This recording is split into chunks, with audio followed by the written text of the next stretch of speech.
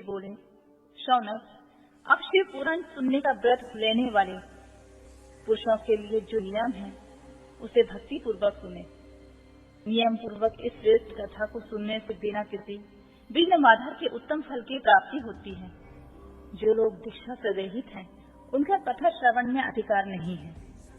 अतः मुने, कथा सुनने वाले इच्छा वाले सब लोगों को पहले वक्ता से दीक्षा ग्रहण करनी चाहिए।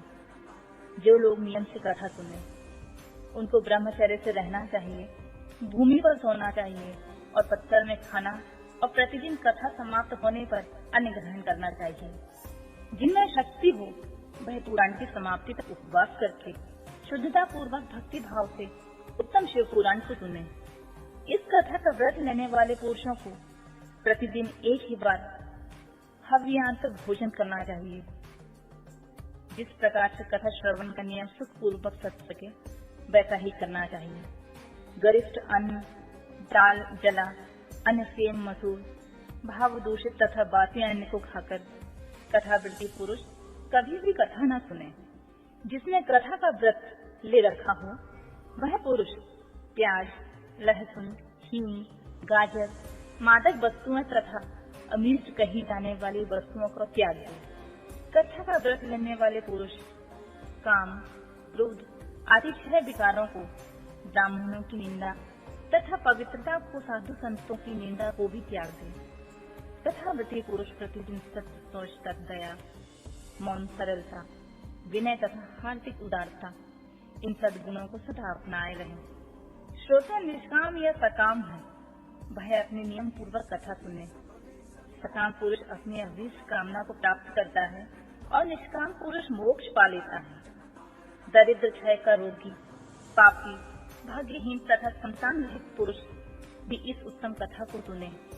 साख, बंध्या आदि जो 7 प्रकार की दुष्टा स्त्रियां हैं, वे तथा जिनका गर्भ गिर जाता है, वह इन सभी को शिव पुराण की उत्तम कथा सुननी चाहिए। मुने, स्त्री हो या पुरुष, सबको यत्न पूर्वक विधि विधान से शिव पुराण की उत्तम कथा सुननी चाहिए। महर्षि, इस तरह शिव पुराण की कथा के पाठ एवं श्रवण संबंधी यज्ञोत्सव की समाप्ति होने पर श्रोताओं की भक्ति एवं प्रयत्न पूर्वक भगवान शिव की पूजा की भांति पुराण पुस्तक की भी पूजा करनी चाहिए। तदंतर विधि पूर्वक वक्ता का भी पूजन करना आवश्यक होता है।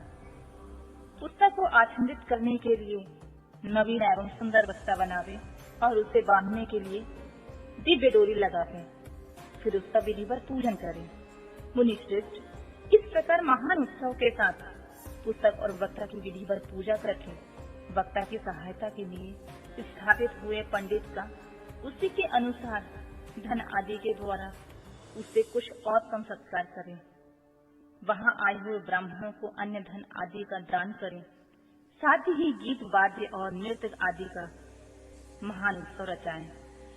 मुने, यदि श्रोता विरक्त हो तो उसके लिए कथा समाप्ति के दिन विशेष रूप से गीता का पाठ करना चाहिए, जिसे श्री भगवान रामचंद्र जी के प्रति शिव जी ने कहा था।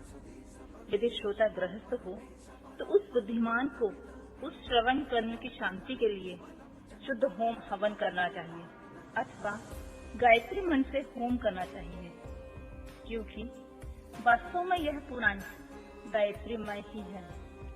अथवा शिव पंचाक्षर मूल मंत्र से हवन करना उचित होता है। होम करने की शक्ति न हो तो विद्वान पुरुष यथाशक्ति हवनीय हवन को ब्राह्मण को दान करे।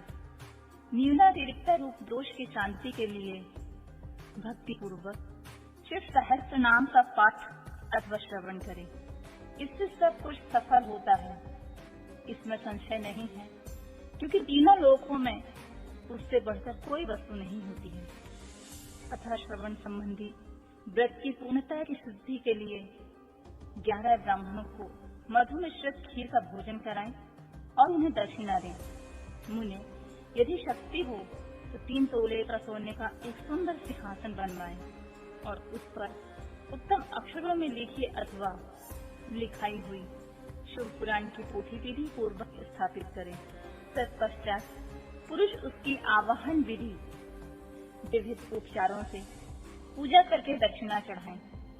फिर जितेंद्रिय आचार का वस्त्र, आभूषण एवं गंध आदि से पूजन करके दक्षिणा सहित वह पुस्तक उन्हें समर्पित कर दें। उत्तम बुद्धि वाला श्रोता इस प्रकार भगवान शिव को संतोष के लिए पुस्तक दान करे। शौनक, इस पुराण के उस दान के प्रभाव से भगवान शिव का अनुग्रह पाकर पुरुष भव बंधन से मुक्त हो जाता है और इस तरह की विधि विधान का पालन करने पर श्री संपत शिव पुराण संपूर्ण फल देने वाला तथा भोग और मोक्ष का दाता होता है। मुने, शिव पुराण का सारा महात्मा जो संपूर्ण अभीष्ट को देने वाला है मैंने तुम्हें कह सुनाया, और अब क्या सुनना चाहते हो श्रीमान? शिव पुराण समस्त पुराणों के भाल का तिलक माना गया है। यह भगवान शिव को अत्यंत प्रिय, रमणीय तथा भाव रोग का निवारण करने वाला है।